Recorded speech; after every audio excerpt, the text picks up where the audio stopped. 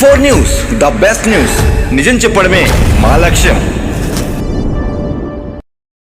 జాతిపిత మహాత్మా గాంధీ కలల కన్నా గ్రామ స్వరాజ్యం సాధించాలంటే పంచాయతీరాజ్ వ్యవస్థలో గ్రామ పంచాయతీలు అత్యంత కీలకమని, ప్రజల భాగస్వామ్యంతో గ్రామ ప్రణాళికలు తయారు చేసి వాటిని అమలుపర్చినప్పుడే గ్రామ పంచాయతీ అభివృద్ధి చెందుతాయని, దీని గ్రామసభ నిర్వహణ అన్నది అత్యంత కీలకమని ఆంధ్రప్రదేశ్ రాష్ట్ర ముఖ్యమంత్రి నారా చంద్రబాబు నాయుడు, ఉప ముఖ్యమంత్రి కొణిదెల పవన్ కళ్యాణ్ అన్నారు.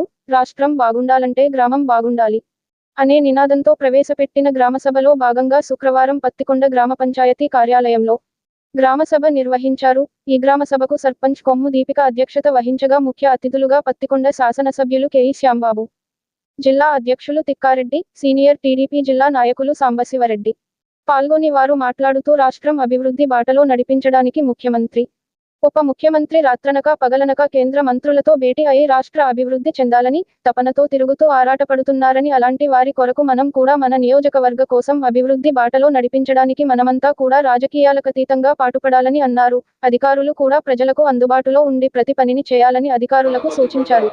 ఉపాధి హామీ పథకంలో వ్యవసాయంకు సంబంధించిన అన్ని రకాల పనులు ఉన్నాయని ప్రజలకు తెలియజేశారు. ఈ కార్యక్రమంలో అధికారులు, ప్రతినిధులు, ప్రజలు పాల్గొన్నారు.